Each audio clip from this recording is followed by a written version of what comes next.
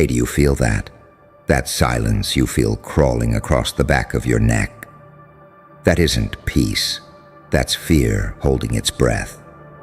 Because the moment someone finally stood up for you, even once, the whole damn room froze like they just witnessed a crime scene unfold in slow motion, and suddenly every pair of eyes started scanning for evidence.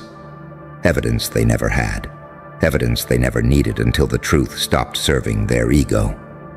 You felt it, didn't you? That shift in temperature. Like the air itself recoiled because someone dared to defend the thing they all underestimated, you. And ooh, the panic tasted delicious. Because when someone spoke up for you, even gently, even casually, the room cracked, their stories shattered, their logic melted like cheap plastic under a blowtorch. They needed proof, receipts, documents, witnesses, a whole damn investigation suddenly. Why? Because deep down they always knew the narrative they built around you could never withstand a single moment of honesty. You were the shadow they blamed, the myth they twisted, the villain they sculpted because it made their lives simpler. But when someone who sees clearly said, no, that's not who they are, oh darling, you became a problem, a contradiction, a paradox, a glitch in the little story they rehearsed like it was gospel. And the room turned into a courtroom, didn't it? Except nobody had facts, nobody had timelines, nobody had anything except anger, insecurity, and the sinking realization that they were wrong about you, and you could see it in their eyes. You saw the pupils tighten, you saw the throats swallow, you saw the fake confidence flicker, because you, my dear, are not a character they can predict. You're an anomaly wrapped in instinct, a saint with a sinner's silhouette, an angel with demon fingerprints, a bright mind painted in dark ink. And here's the thing they can't stand. You don't react, you don't argue, you don't beg for understanding. You just stand there with that quiet, unsettling calm that makes people feel like they misread the entire script. That calm is your weapon. That calm is your threat. That calm is why they needed evidence they couldn't produce. Because you're playing by rules older than their insecurities. You navigate rooms like you're decoding human psychology in real time. You watch them, not with judgment, but with detachment. And they feel that. It burns. They want you predictable. They want you guilty. They want you boxed, labeled, and weak. But you live at the intersection of paradox. You are the nightmare of every manipulator, a person who sees through the fog and still chooses silence over chaos, still chooses composure over performance. Do you realize how dangerous that makes you? When someone stood up for you, the whole room glitched because they expected you to crumble, not rise. They expected you to panic, not observe. They expected you to shake, not sharpen.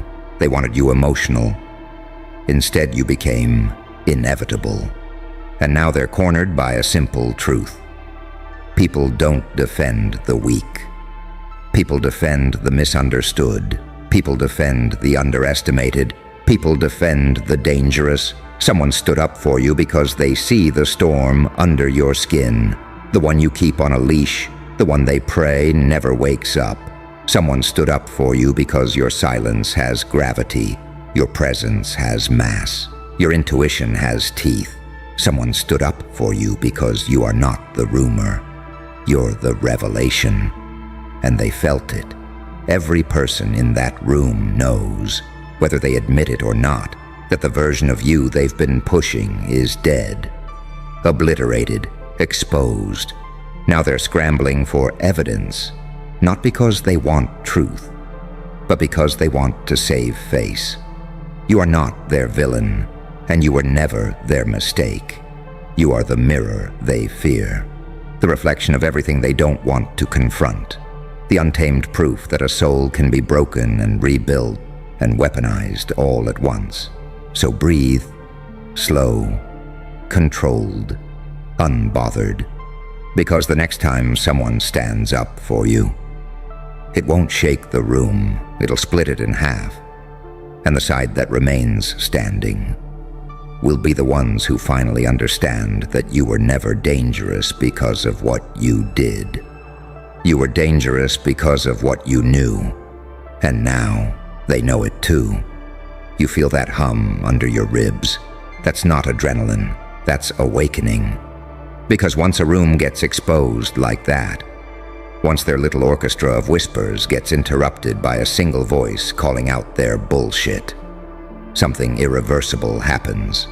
The mask slips, the truth leaks, the hierarchy collapses, and suddenly every person who ever underestimated you realizes one terrifying fact.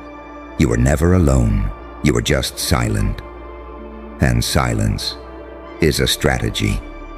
When someone stood up for you, it wasn't charity, it wasn't sympathy, it wasn't some moral epiphany, it was recognition. Recognition of a presence so unsettling, so precise, so damn aware that even your defenders feel like they're stepping into sacred ground when they speak your name. And the others? Oh, they break. You watched them scramble, didn't you? You saw the way they reached for reasons, receipts, little scraps of half-remembered stories they stitched together in the dark, as if fear could be filed like paperwork. But lies are fragile creatures. They dissolve when held up to the light. And you are the light they fear. Not the soft, warm kind, the surgical kind, the kind that cuts. Because you don't expose with words. You expose with clarity, with the terrifying calm of someone who has died psychologically and come back seeing everything. That's why they demanded evidence, because they finally realized their version of you was built on sand, and all it took was one person saying, "No, that's not the truth," for their entire little ecosystem to collapse. And let's talk about that room. You didn't just walk into it, you shifted it. People like you don't enter spaces. You alter the gravitational pull. You sharpen the silence. You force people to reveal their hand without moving a muscle. You are the kind of person they can't lie around comfortably. Because you don't argue. You don't defend yourself. You don't react. You watch. And nothing terrifies a liar more than someone who watches.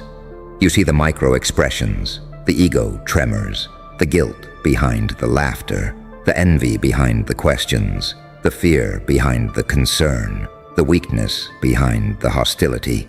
You see it all, and that sight is your superpower. When someone stood up for you, the room panicked not because of what was said, but because it confirmed what they've always feared. Someone else sees your truth, too. Not your mask, not your wounds, not your reputation, your truth. And that truth is dangerous. It's the truth of someone who survived things that would have disintegrated anyone else in that room. Someone who learned how to read intentions like code. Someone who can sense betrayal before a word is spoken. Someone who nods politely while mentally dissecting the entire psychology of the person standing in front of them. You scare people without trying. You unsettle them without speaking. You reshape dynamics by existing. That is why they needed evidence. Not because they wanted the truth, but because the truth was starting to show on their faces. You've become their contradiction, their unsolvable equation, their glitch in the system. They can't label you. They can't pin you down.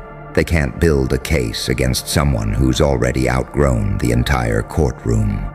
And here's the most delicious part. The person who stood up for you. They weren't protecting you.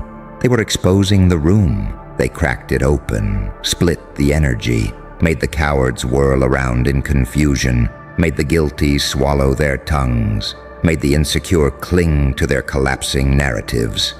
And while they panicked, you remained still, unmoved, untouched, unbothered, the quiet center of the storm, because deep down, you already knew the truth.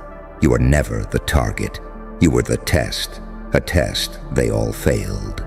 And now the entire room sees you differently, not as a threat, but as a reckoning, a walking contradiction of mercy and danger, a being made of softness sharpened into steel, a soul that learned to glow in places where light was forbidden. They can't predict you.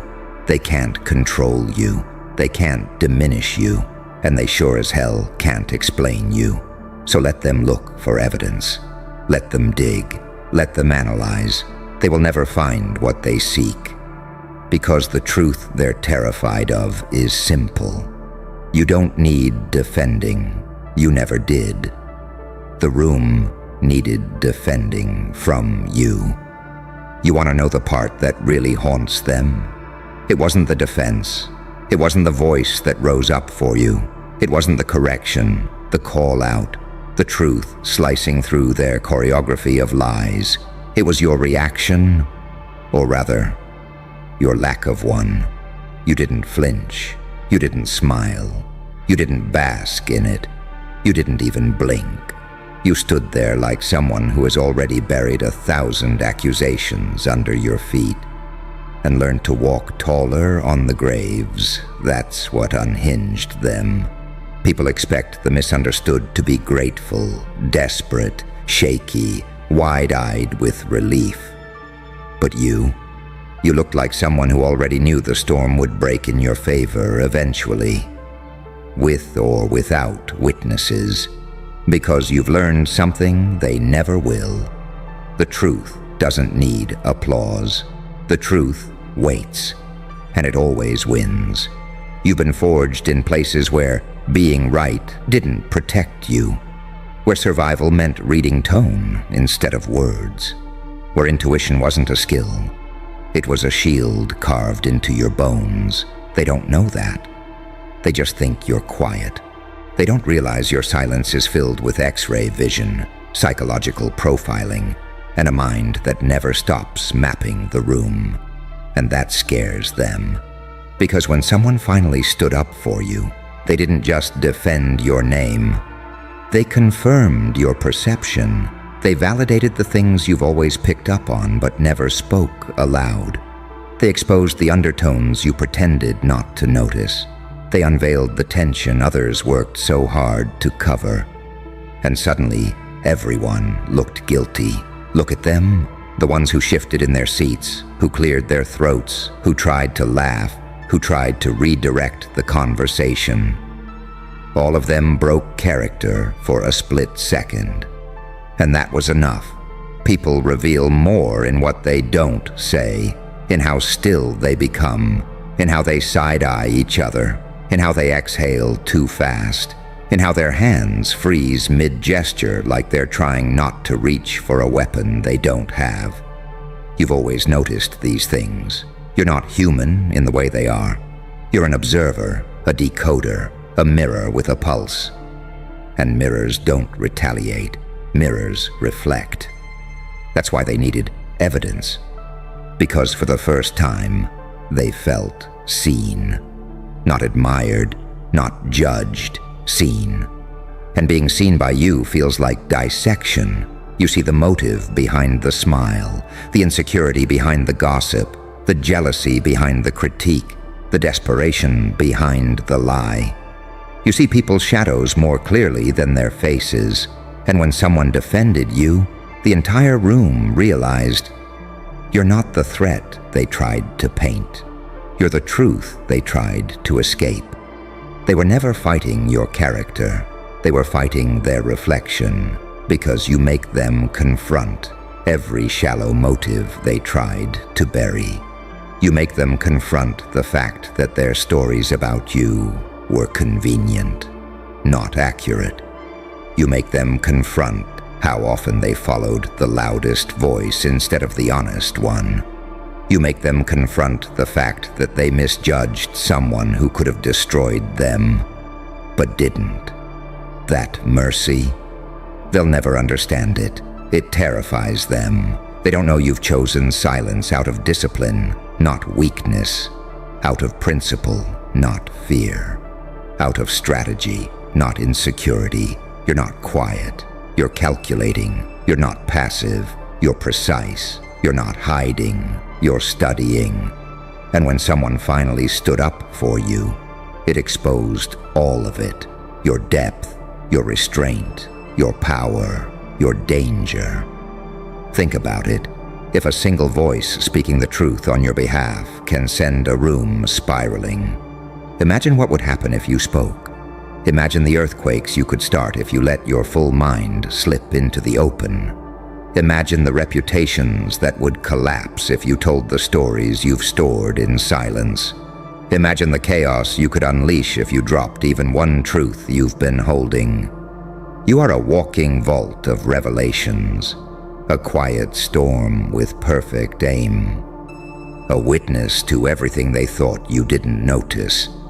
That's why they want evidence, because some part of them knows if you ever open your mouth, theirs will close forever.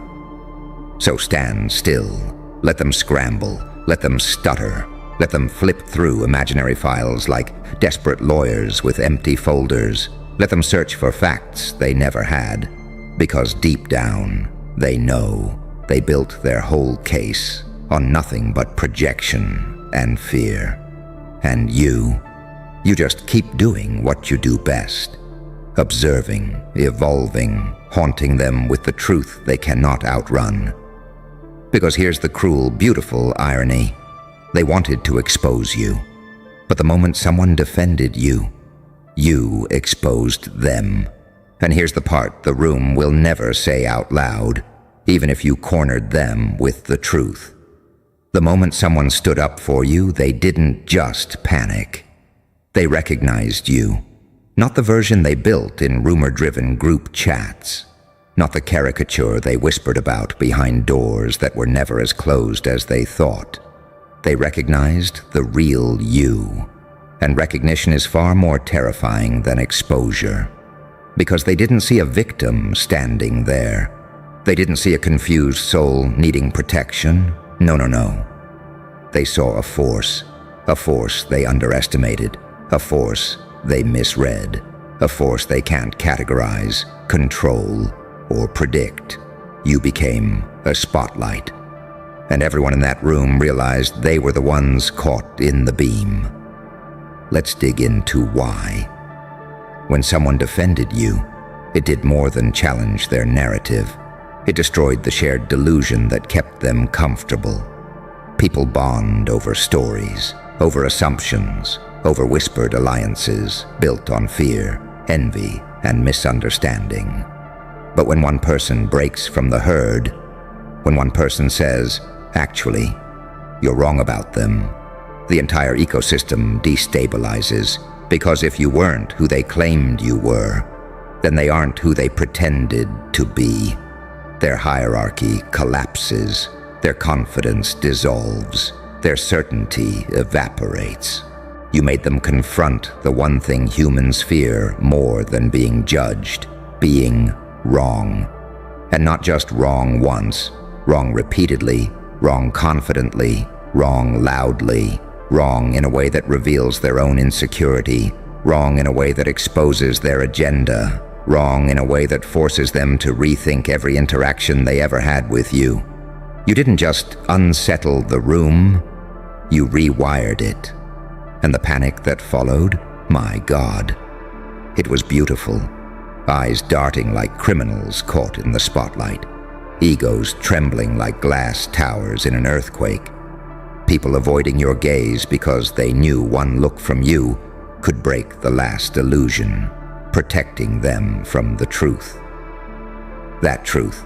You see them, not their performance, not their persona, not their curated version of humanity. You see their intentions. You see their hesitation. You see their envy. You see their guilt. You see the shadow inside them they pretend isn't there. And nothing terrifies a liar more than the person who doesn't confront, but remembers. You remember tone, energy, patterns, behavior, that split-second shift in expression before someone lies, that awkward swallow when someone gets exposed, that sudden defensiveness when someone feels cornered. You're not guessing, you're calculating. You're not intuitive, you're trained by pain. And they felt that. The moment someone stood up for you, they realized you weren't quiet because you were unsure. You were quiet because you already knew everything.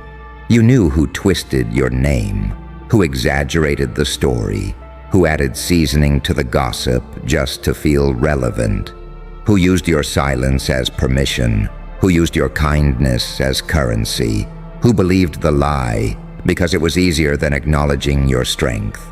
You knew, and you let them think they were winning. That's what scares them.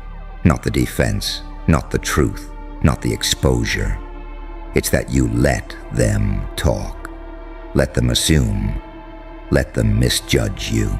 And now the fallout is here. Because once someone publicly stands up for you, everyone who ever lied about you experiences the same internal earthquake. If they were wrong about you, what else did you catch them doing? Now they need evidence. They need proof you won't speak. They need reassurance that your silence is still silence. Not strategy. But here's the untold twist. You don't need revenge. You don't need explanations. You don't need validation. You've already won. Because the most terrifying power in any room is not the one who shouts, but the one who observes, waits, and silently alters the outcome. You, my dear, are that power. And the room. They're not afraid of being caught. They're afraid of being remembered. They're afraid you know exactly who they became when they thought no one was watching. They're afraid your silence means something. They're afraid of your truth. And that fear is the new evidence they can't hide. So stand there, still cold, unshaken, watching. Because nothing splits a room faster than the realization that the person they tried to break is the one who now holds the quietest, deadliest understanding of them all. And that's why they needed evidence. Evidence that you're human. Evidence that you're hurt. Evidence that you're breakable. Evidence that you're not what you look like in this moment. A soul that survived hell and came back with the ability to read people like scripture. Let them fear you. You've earned it. Listen very carefully, because the air just shifted the moment you walked in, and everyone pretending not to notice is doing a terrible job of hiding the way their spine reacted to you. You feel it, don't you? That slow, creeping hush. Like the city itself leaned in, held its breath, and whispered, "Who the fuck dropped you on the timeline?" Because nothing about you makes sense anymore. Not your face, not your energy, not the way entire streets pause like someone unplugged their thoughts the moment you appear. And that's exactly why I love you. See you walk around thinking you're just living, but to them, you're a phenomenon they weren't prepared to witness. A glitch in their worldview. A prophecy they don't remember reading but suddenly feel trapped inside of. They don't look away because they're curious. They look away because they're terrified someone like you even exists. You want the punchline? You didn't do anything wild. You didn't cast a spell. You didn't call for attention. You just showed up with the kind of presence people think only exists in movies or nightmares. And that screws with their heads more than anything.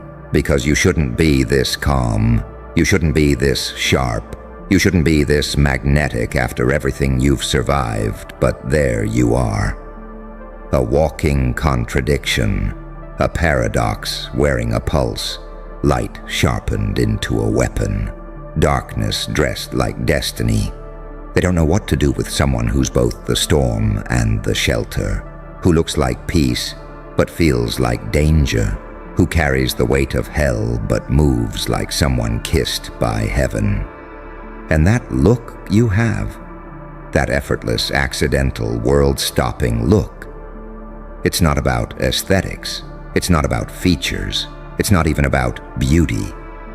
It's about the story your eyes tell, the story of someone who's been broken in ways textbooks can't document, and rebuilt themselves in ways gods can't replicate.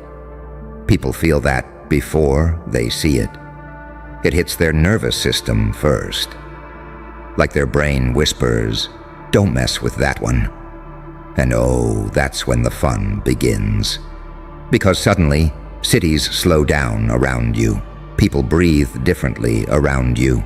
Time stretches, stutters, and then snaps, as if the universe itself is trying to catch up to whatever version of you just arrived.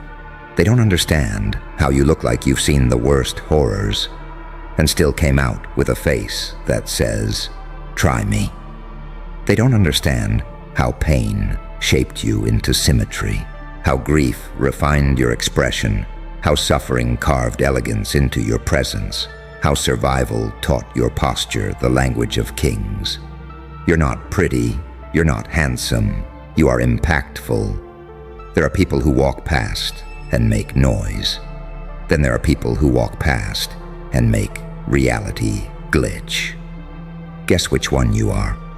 Let me tell you a secret. The reason they stare too long, it's because they see a version of themselves they never had the courage to become. You are a living reminder that evolution isn't always gentle. Sometimes it's violent. Sometimes it's lonely. Sometimes it's the kind of transformation that makes angels look twice and demons bow out. Your look isn't an accident. Your aura isn't random. Your presence isn't luck. It's the residue of everything you clawed your way out of. It's the glow forged in battlefields no one will ever understand. It's the posture of someone who's been abandoned by the world and still walked back into it, unfazed. They ask, "Who dropped you on the timeline?" Because they refuse to believe someone like you could come from here. Someone this intense, this unfiltered, this unbreakable, this aware. Someone whose silence says more than their entire personality. Someone whose face carries both mercy and murder, both salvation and sabotage, both innocence and insanity. That's the duality they choke on. That's the paradox they can't swallow. That's the evolution they can't keep up with. So they stare, they study, they simmer, because your existence forces them to confront the truth. Some people are born to live. Others are born to interrupt reality. And you're the interruption. You're the question mark nobody can answer, the glitch nobody can debug, the miracle nobody can explain, the threat nobody can prepare for. So walk, move, breathe, let cities freeze, let timelines tremble, let strangers rethink their entire identity because you happen to exist in their peripheral vision. You didn't choose this effect. You are this effect. And deep down, you know damn well the world will never be ready for someone like you. But that's exactly why it can't stop looking. Keep listening, because the silence around you is starting to warp, and you haven't even opened your mouth yet. You think you're just walking, but every step you take rewrites someone's belief system. Every glance you throw forces someone to question what species you belong to. Every breath you release rearranges the emotional climate of anyone close enough to feel it. People don't pause their day for looks. They pause their day for legends. And that's what you've accidentally become. They're not staring because you're attractive. Attraction is cheap. Attraction is common. Attraction is everywhere. But presence? Presence is rare. Presence is expensive. Presence is a currency most people can't afford. And you walk around like it's loose change in your pocket. You know what scares them most. It's not the way your eyes look like they've known both heaven and hell. It's not the way your face carries elegance carved out of trauma. It's not even the way you look like you're holding 10,000 secrets that could ruin 1,000 lives. It's the calm, that eerie, supernatural calm you wear like a second skin. The kind of calm that only exists in two types of beings, saints and psychopaths, angels and demons, healers and destroyers. And since no one can figure out which one you are, they treat you like you could be both. Because your face doesn't say safe. It says aware, awakened, unrestrained. Like you've already seen the worst, survived the worst, and came back with a smile that doesn't match the pain you endured. That mismatch, that contradiction, that beautifully terrifying duality, it makes people malfunction. It makes them stare too long, blink too slow, breathe too loud. Because how do you look like you've been broken and blessed at the same time? How do you look like you've suffered and ascended in the same chapter? How do you look like you've been hunted by darkness and crowned by light in the same breath? You don't belong to a timeline. You belong to a chapter the timeline wasn't prepared to read. And that look, oh, that look of yours, it's not trained, it's not curated, it's not practiced, it's earned. It's the reflection of nights you didn't think you'd survive. It's the echo of battles you fought alone. It's the shape trauma carved, and the glow healing couldn't erase. It's the geometry of someone sharpened by pain, sculpted by silence, tempered by betrayal. No surgeon can replicate that. No influencer can imitate that. No trend can mass produce that. You're not pretty. You're not sexy. You're not cute. You are unsettlingly striking. People don't crush on you. They reconsider their entire standards because of you. Strangers stop scrolling just to analyze your existence. Pedestrians lose steps when you pass by. Whole rooms shift their atmosphere the moment your shadow shows up. Because you carry something ancient, something volatile, something powerful, something that doesn't match your age, your environment, or your story. You walk like someone who's read the end of the book and came back to play nicer this time. You stand like someone who's been judged by gods and found innocent with a smirk. You glow like someone who knows exactly what they could become if they ever stopped holding back. And they feel that. It hits them before you speak, before you blink, before you even notice them watching. They don't say it out loud, but their eyes scream it every time they look at you. Whatever this person survived, it didn't break them. It built something we don't have a word for. That's why they stare. Not because you're beautiful, but because you're unexplainable. You don't look like a person.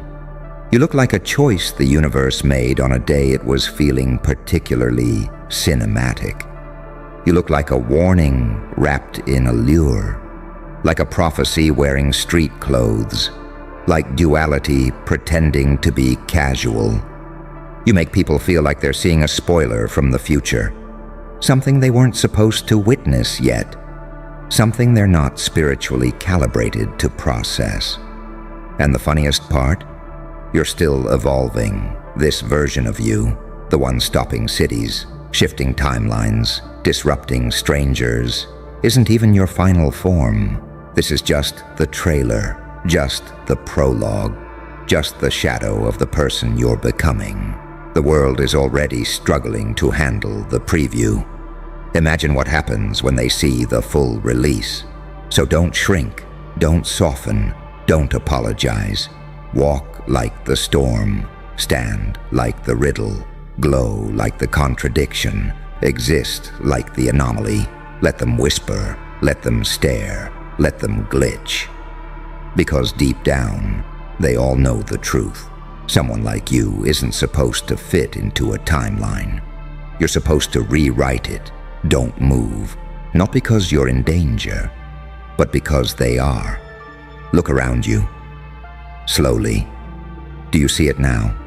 Every pair of eyes that pretends not to be looking is actually snapping microscopic photos of your existence, trying to tape together an explanation for why you feel like a character who escaped the writer's room.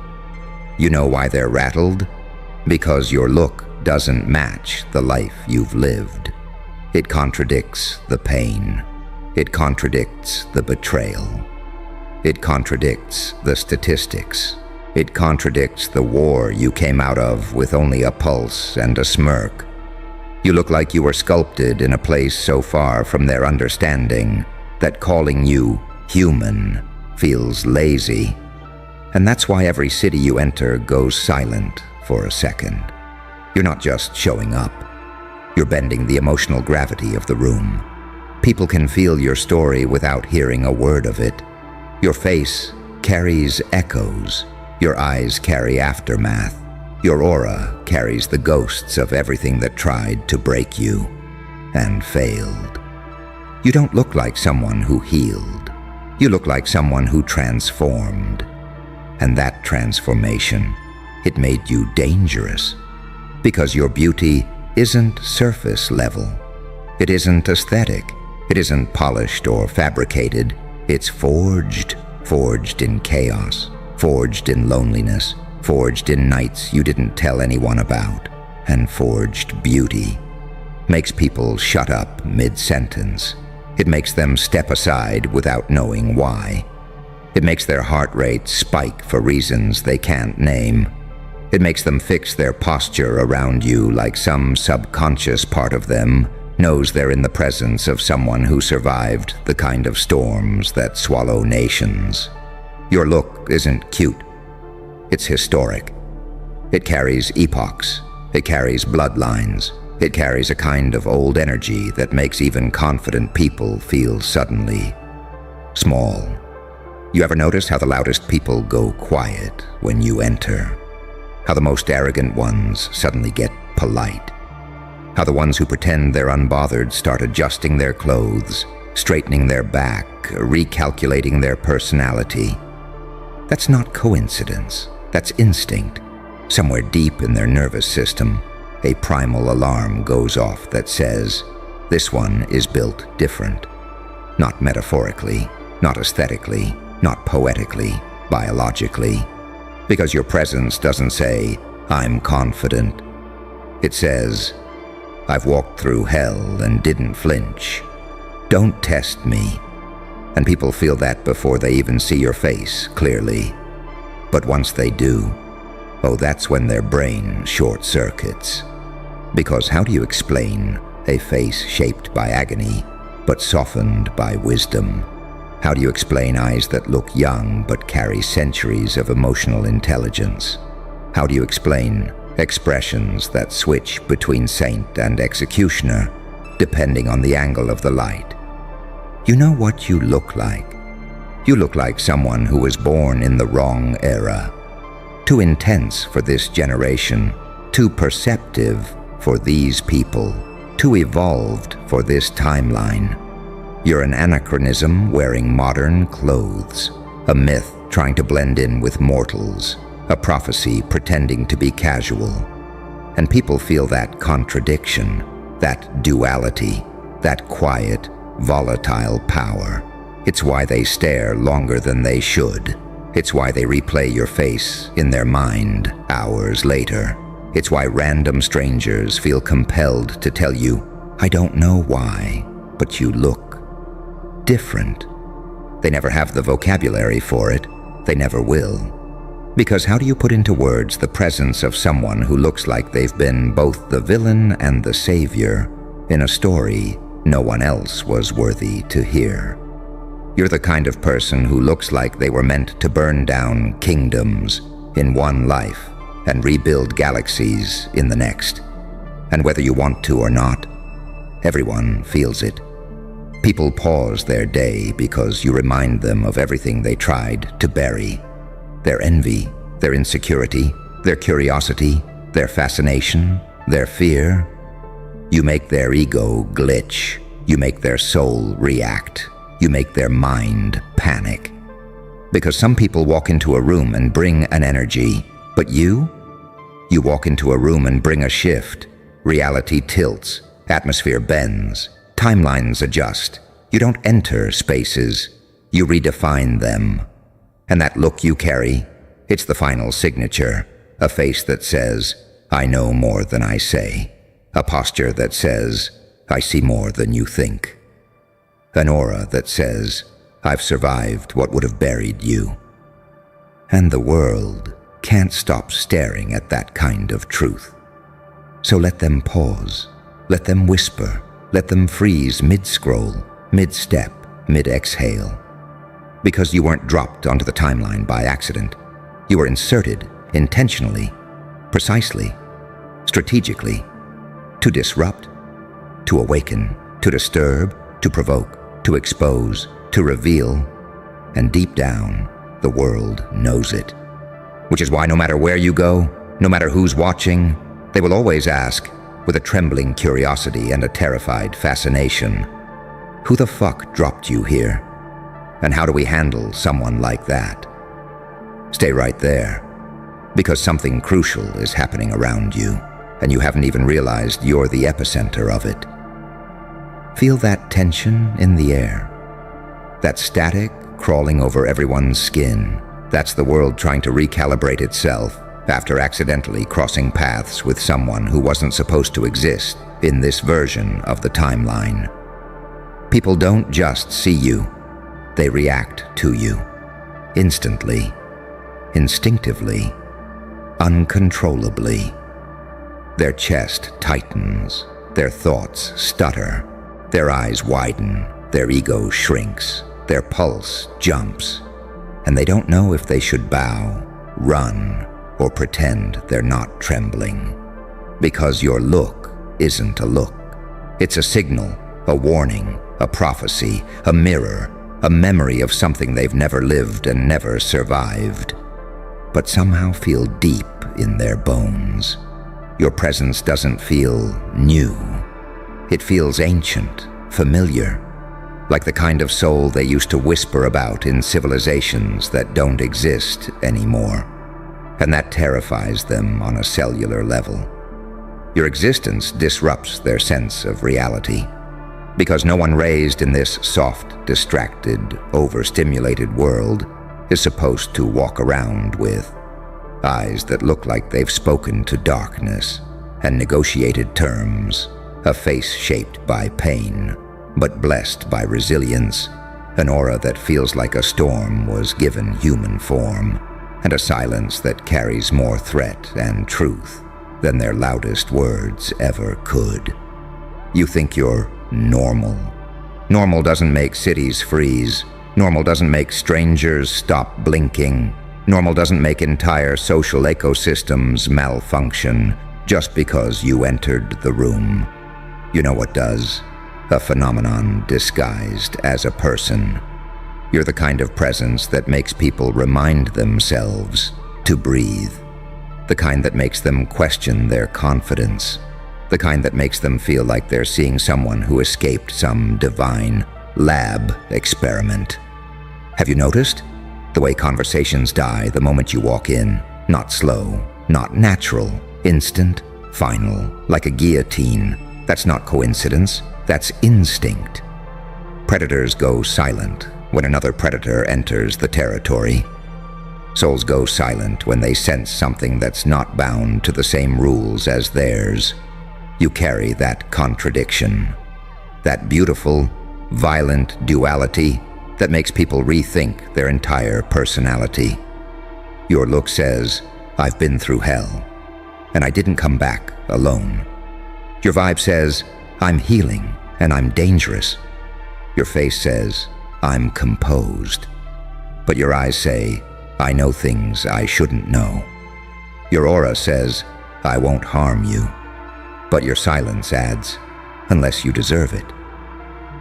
People don't know which version you are, and that uncertainty makes them unravel. Some think you're an angel in disguise. Some think you're a demon on break. Some think you're a villain rewriting his script. Some think you're a savior who lost his patience. But none of them really know. All they know is, you don't look like someone this timeline deserved. You look like someone smuggled in from another dimension, a world where warriors were carved from grief, and leaders were baptized in betrayal, and beauty wasn't genetic. It was earned through scars and silence and survival. You want to know why entire cities pause their day just to process the sight of you? Because your look carries truth, raw truth, uncomfortable truth, unavoidable truth. It tells stories without speaking. Stories people spend their whole lives trying to hide. Stories people bury in therapy sessions. Stories they pretend never happened. Your face reminds them of everything they suppressed. Your presence reminds them of everything they ran from. Your aura reminds them of everything they failed to become. You're not intimidating because you try. You're intimidating because you exist. Because you're the living proof that someone can go through unimaginable darkness and still emerge looking like a prophecy with legs. Your look says you didn't just survive. You were reborn as something this timeline can't categorize. You're not handsome. You're not pretty. You're not beautiful. You are inevitable. And people don't know how to exist near inevitability. So they pause, they stare, they glitch, they spiral. Because everything about you says you weren't dropped here accidentally. You were deployed, released, activated, a cosmic misplacement with perfect timing. And the world has absolutely no idea how to handle someone who looks like the beginning of a new era.